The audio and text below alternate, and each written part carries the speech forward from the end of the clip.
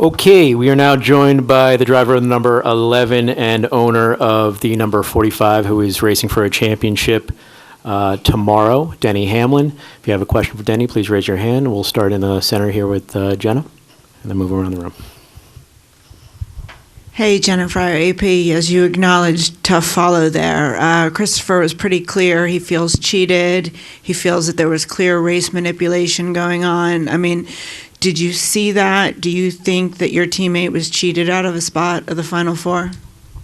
I do. I agree with him. I think that, but it's hard to put, truthfully, a whole lot of fault on those that did it, because they're kind of doing what they're told and what they're, typically, even not told, right? They just know kind of the protocol in which it goes by. So it's really tough. Obviously, certainly the 24 was in a bad spot, and obviously going to lose many spots until they let up. So I mean, it is what it is, and there were penalties. Whether that deters that stuff going forward is still TBD.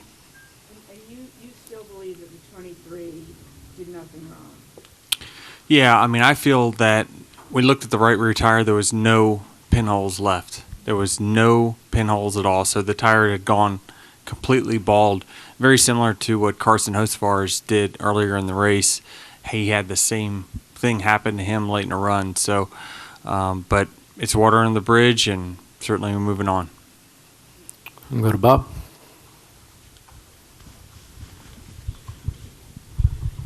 Bob Pockris, Fox Sports.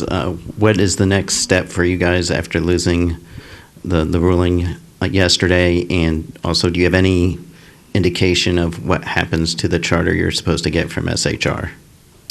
The first part is, we were obviously pleased with the ruling that the judge sees merits in the case. He's going to move forward to expedite the discovery side of it, which is reverse from what he had before. And obviously, without, judging on it without prejudice, and obviously giving us an opportunity to refile once the situation changes, because he knows that things will change over the next few months. It obviously, he understands the complexity of it, and obviously understands that the situation's fluid, and we obviously could see some pretty bad harm coming up. No, I don't have any indication of it. I don't. Go to Kelly. KellyCrandallRacer.com. Denny, every time you've been in a championship fight, obviously it's been as the driver with all eyes on you and people watching, and I'm sure trying to give advice and so on. You now come here for the first time as the guy on the other side of it, watching a driver get to do that. So you as the team owner, what will you be watching or saying or want to see from Tyler as he competes for a championship, which you've experienced before? Yeah, I mean, just for him, I think it's just taking a breath, going day by day, right? Not getting too wound up over one practice session or, one qualifying session. The championship is a long way from being crowned, right? We've got lots of laps around this place, and I certainly think that he'll have a great shot when it's all said and done. But just enjoying it, truthfully. I think that my first time having a shot into the last race, I didn't enjoy the moment quite as much as I probably should have, because I was nervous, and certainly it's hard to not get nervous. But I certainly think that he probably was wound a little bit tight yesterday, and I think today's a new day. We'll go to John Newby. John Newby, Savage Ventures. So yesterday, Steve O'Donnell said they're not going away from the playoffs because of the racing it delivers, but they're open to tweaking the format. As a competitor, team owner, what would you want to see the format become if they made changes? Just a bigger sample size. I mean, that's the biggest thing. However you come about it, I think that there's tons of discussion on ways that could improve it. I agree that the playoffs will never go away, which that's quite all right. But certainly, I think the small sample size is really tough, right? Because obviously you've seen the data, and You could argue the first four out versus the first four in. It just kind of, the sample size was so small there that it certainly, jumbled up the results a little bit. Look at this weekend, right? The 7 innocent bystander has got to go a backup car, which probably is not going to be as good as his primary. But racing has so many variables to it. You have to create a larger sample size to get the true answer. So I just believe that we don't live in a one-on-one sport. We don't get a 7-game series or anything like that. It just we live in a world where, in our sport only, when our competition makes a mistake, it can cost us. Usually in any other sport, competition makes a mistake, you capitalize and you score, or it benefits you. Our sport is not like that, so you must create a bigger sample size to get the right answer. And I just think that right now we've just narrowed it down to try to get these exciting moments week in, week out, and I just think that there's a long-term negative effect to that. We'll go to Jordan. How bad do you want me to get off the stage right now? I was going to answer. It was the truth, unlike the podcast the other day. I'm just waiting for you guys to keep bantering. This is good because stuff always comes out of this. So, Jordan Bianchi, The Athletic. You talk about manufacturers this week on the podcast a little bit and their roles in this. This isn't the first time we've seen something like this. Have you given any more consideration on what can be done to kind of lessen their involvement on race day, where a lot of these teams are just kind of under one big umbrella instead of individual teams, if that makes sense? I haven't put any more thought into it, but we all have to realize that the manufacturers are probably these teams' biggest sponsors. And so they're going to do what their sponsors want them to do because we are a sponsor-driven sport. So I just don't know how you're going to avoid it. We can try to come up with, just finding ways to not say it over the radio, but there'll be so many code words you'll never understand it, and it'll be too hard to prove. So I hate to say it, we're never going to stop looking out for our sponsors. And that was my question then. It seems like by what you're saying, it's like this is just going to happen in some form regardless going forward. Is that fair to say? Probably, yeah. We'll go to the back here.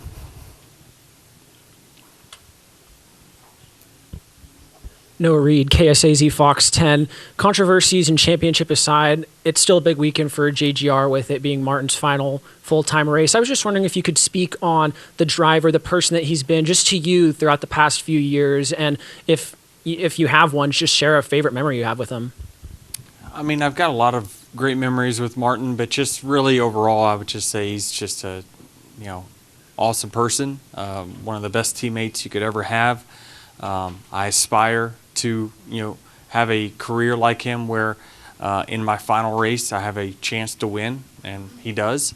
So, I like that he's kind of going out in his way and his time, under his terms. And so I really kind of admire his independence as a person, and certainly really admire, his professionalism as a teammate.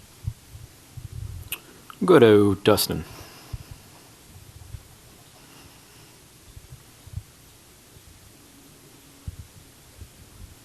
Dustin Long, NBC Sports. What are the ups and downs of the lawsuit matter like to go through compared to the ups and downs of sports?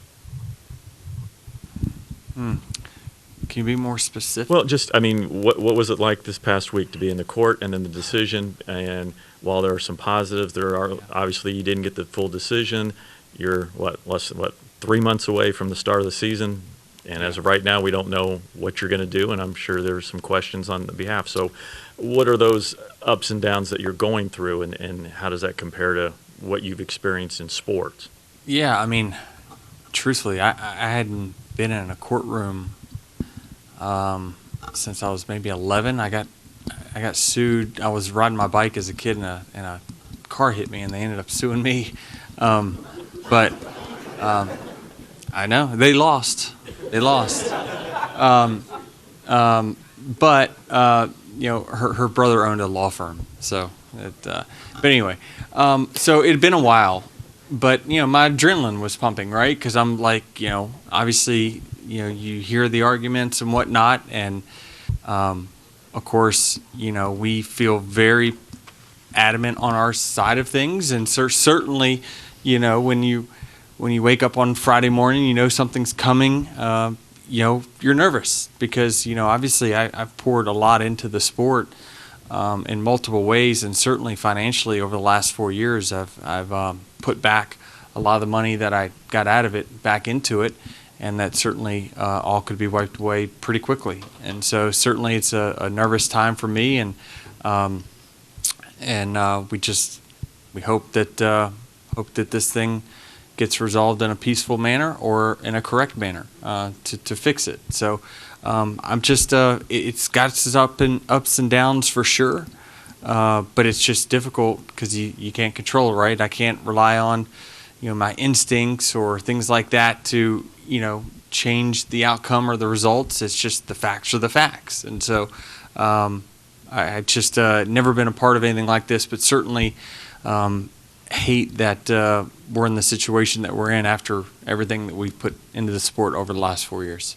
You remain confident you guys will have cars at Daytona 5 or at the Clash in Daytona in February? I think it's all TBD. There's certain agreements that we're gonna have to navigate. So I hope so.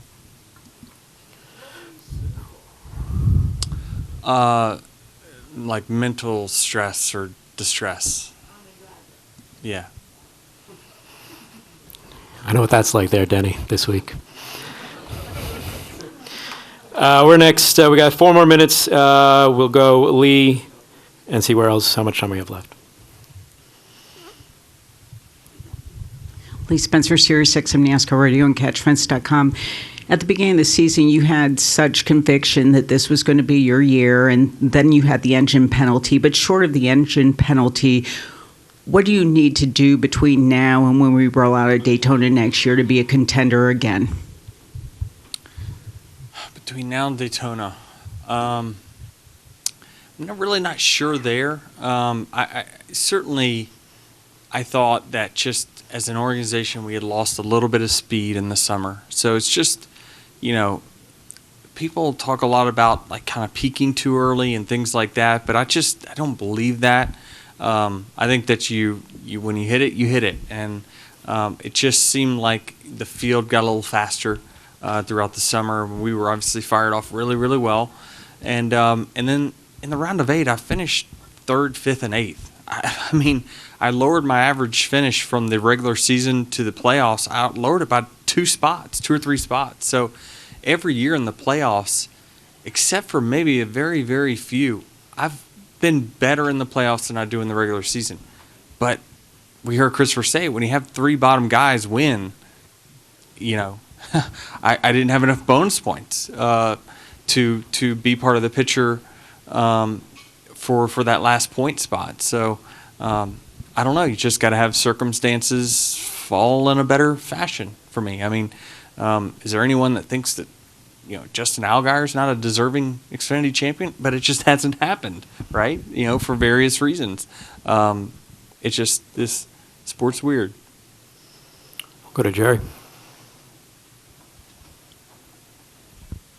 Jerry Jordan kicking the tires on net.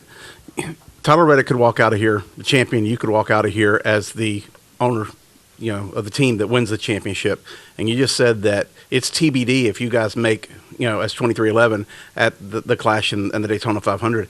How big of a dynamic is that for NASCAR, for 2311, for you guys to be, potentially be a champion and not be in the season next year because of this lawsuit and because of the situations going on with the charters? I mean, Furniture Row did it. They ceased to exist after a championship. So I think that depending on who you ask, I think on one side they could care less whether you're here or not, and for us, we certainly got a lot of people that have put their heart and souls into this team and want to see it succeed, and certainly we got an obligation to our team to try to do everything we can to have a fair system, and so we're just one of the ones that got stuck on the front line, and so it's part of it. But trust me, there's nothing more we want than to win this weekend. Certainly, there's a lot of emphasis trying to win this race, and Tyler's going to give it his best go. But this is a really, really new team, and certainly it was an accomplishment just to get to this point.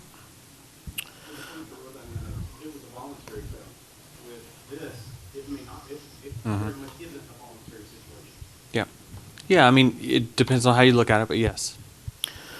Okay, that is, we are out of time with Denny. He has to run to a meeting. Appreciate your time, Denny. Good luck tomorrow. Thank you.